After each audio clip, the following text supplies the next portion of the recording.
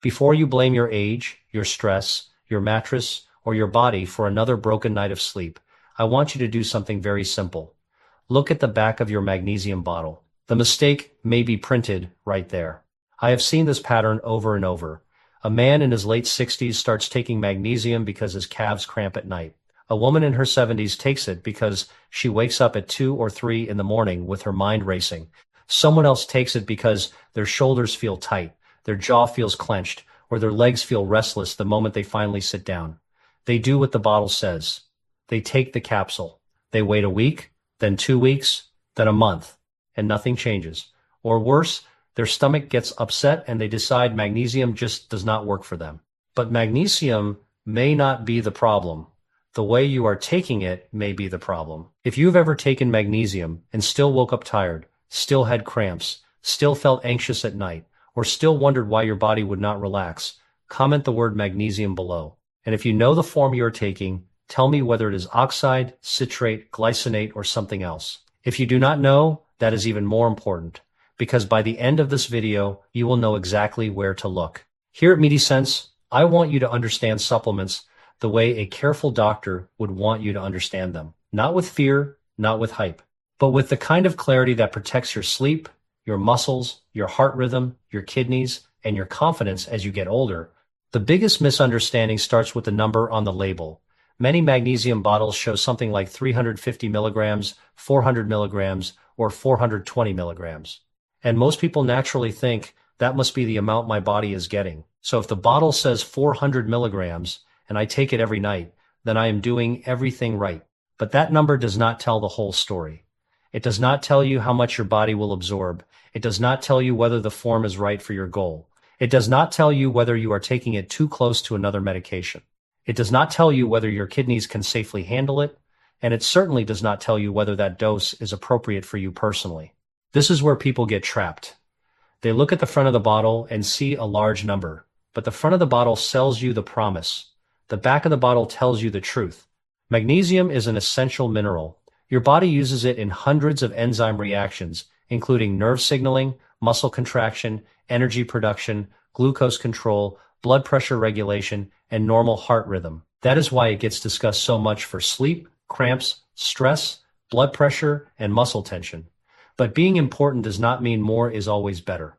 The recommended daily allowance for magnesium is not a treatment dose for insomnia, anxiety, restless legs, or muscle cramps. It is a population-based guideline designed to help healthy people meet normal daily needs from food and, when needed, supplements. For older adults, the general recommended daily intake is about 420 milligrams a day for men and about 320 milligrams a day for women. From total intake, that means food plus supplements.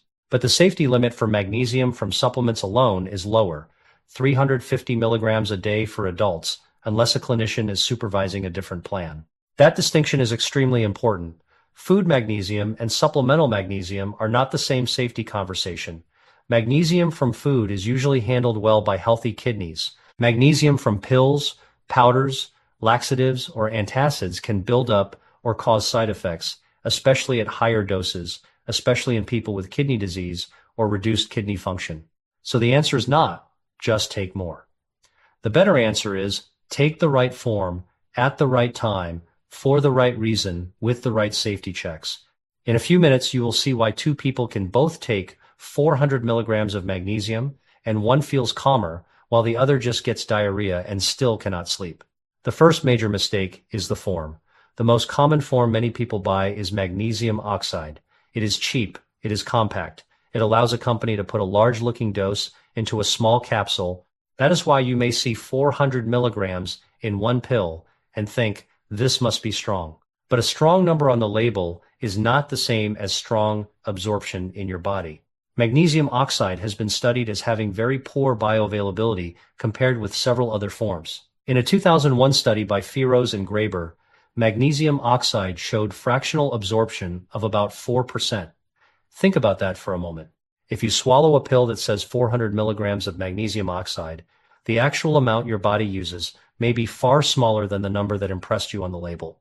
Now, this does not mean magnesium oxide is useless. It may be used when the goal is constipation, because the poorly absorbed magnesium can pull water into the intestines and help move stool.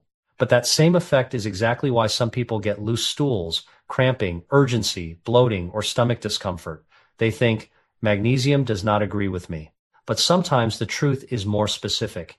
That form of magnesium did not agree with their gut. Here's a simple way to picture it. Imagine buying a huge water tank for your house, but the pipe leading into your kitchen is almost blocked. The tank looks impressive, but the water is not reaching where you need it. That is what can happen when the supplement number looks big, but the form is poorly absorbed. And this is where many older adults quietly lose months. They keep taking the same form, hoping it will eventually calm the nerves, relax the legs, or help sleep, when the real issue is that their body may not be absorbing enough in a usable way. A better question is not how many milligrams are on the front. The better question is, what kind of magnesium is it? Look for the phrase on the back of the bottle that says magnesium as. That little phrase matters.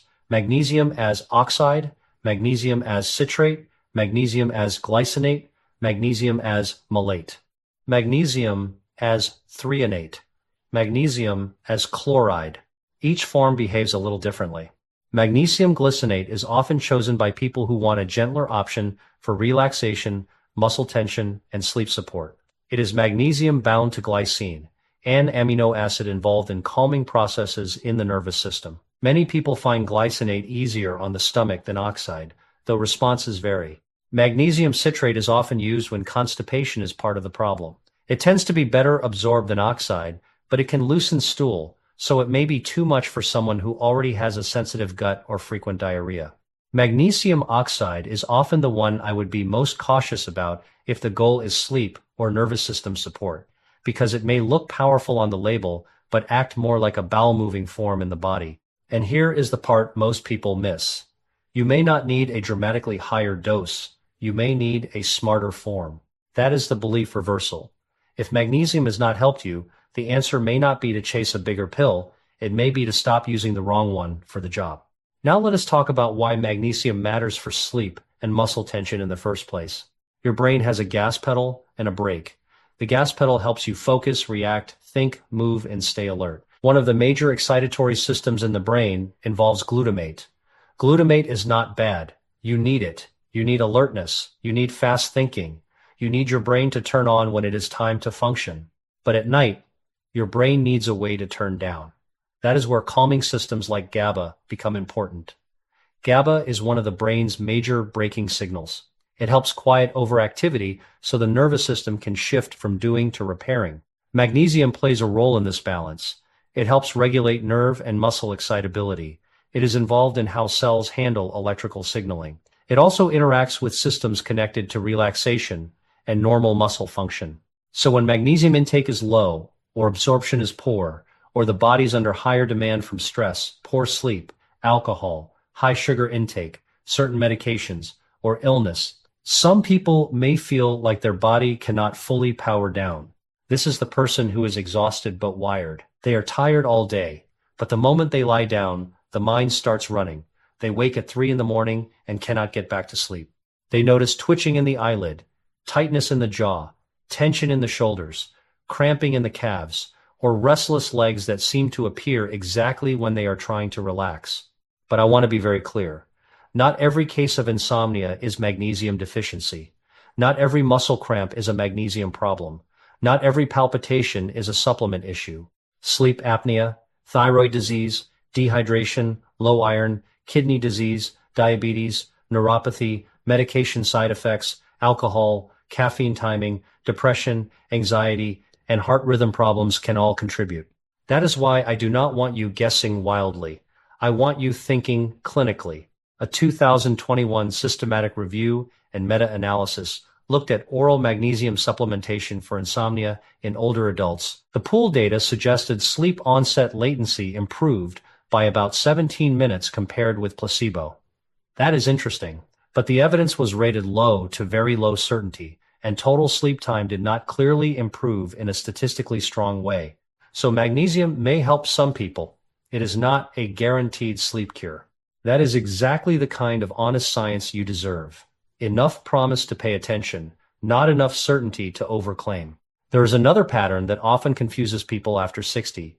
Stress chemistry and magnesium-related nerve excitability can feel very similar. High stress and elevated cortisol patterns may show up as waking early, feeling tense, craving sugar, gaining weight around the belly, seeing higher morning blood glucose, or having blood pressure that seems harder to control. A more nerve and muscle pattern may show up as restless legs, muscle twitching, cramps, jaw tension, teeth grinding, or that tired but wired sensation where your body is drained but your nervous system refuses to shut off.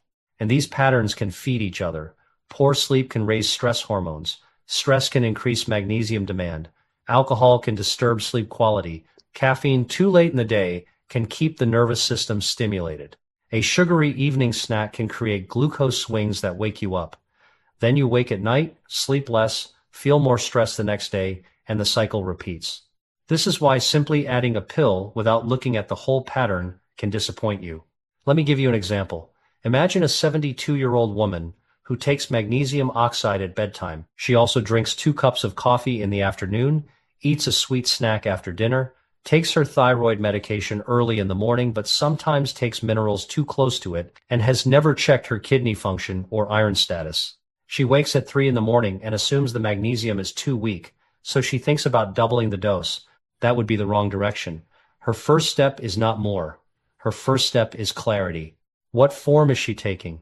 What dose is coming from supplements? What medications could interact? Does she have kidney disease? Is she using magnesium-containing laxatives or antacids? Is caffeine too late? Is blood sugar swinging overnight? Is restless legs related to iron status? Is sleep apnea waking her without her realizing it? That is how you protect yourself. You do not treat every symptom with a bigger capsule. You follow the clues. Now, we need to talk about blood tests because this is another place people can get misled. A standard magnesium blood test usually measures magnesium in the serum, the liquid part of the blood. But most magnesium in the body is not floating freely in serum. A large amount is stored in bone and inside cells. Less than 1% is found in serum. That means a normal serum magnesium level does not always prove that magnesium status in tissues is ideal, but please hear the other side of that. A normal magnesium blood test is not a free pass to take more, and a low normal result is not a reason to panic. It is a reason to look at the whole picture. For older adults, the bigger picture includes kidney function, especially estimated glomerular filtration rate, often called eGFR. Your kidneys help clear excess magnesium. If kidney function is reduced, magnesium from supplements, laxatives, or antacids can become riskier. That is why people with chronic kidney disease should not casually increase magnesium on their own. The bigger picture also includes medications. Magnesium can interfere with the absorption of certain medications if taken too close together. This includes levothyroxine for thyroid, some antibiotics such as tetracyclines and quinolones, bisphosphonate medications for bone health, and minerals like iron and zinc. It can also interact with the safety picture in people taking certain diuretics, heart medicines, or blood pressure medications.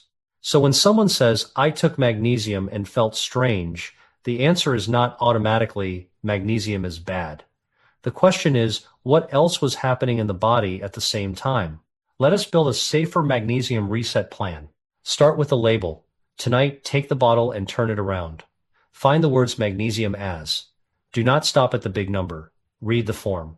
If it says oxide and your goal is sleep, cramps, or nervous system calm, that may explain why you have not gotten the result you expected. It does not mean you should throw everything away or switch blindly. It means you should ask a clinician or pharmacist whether a different form, such as glycinate or citrate, makes more sense for your goal and your gut. Next, check the dose from supplements. This is where safety matters. The adult upper limit for magnesium from supplements is 350 milligrams per day unless your clinician is supervising a different reason and monitoring you. Some people need medical doses in special circumstances, but that should not become a home experiment, especially after 60, and especially if you have kidney disease, heart rhythm issues, low blood pressure, slow heart rate, or take multiple medications. Third, separate magnesium from certain medications. Do not take it casually right next to thyroid medicine, certain antibiotics, bisphosphonates, iron, or zinc, unless your pharmacist has told you how to space them. Many people do not realize the problem is not the supplement itself, but the timing. A mineral can bind or interfere with absorption, and suddenly a medication you depend on may not work as expected. Fourth, watch your gut. Diarrhea is not a badge of detox. Cramping, urgency, nausea, or loose stools may mean the dose, form, or timing is wrong for you. If you become weak, dizzy, unusually sleepy, confused, short of breath, or feel your heart rhythm becoming irregular, stop guessing and seek medical care. Fifth, build magnesium from food first when possible. Pumpkin seeds, almonds, cashews, beans, lentils, spinach, Swiss chard, whole grains, and unsweetened cocoa can contribute magnesium. But I want to add a kidney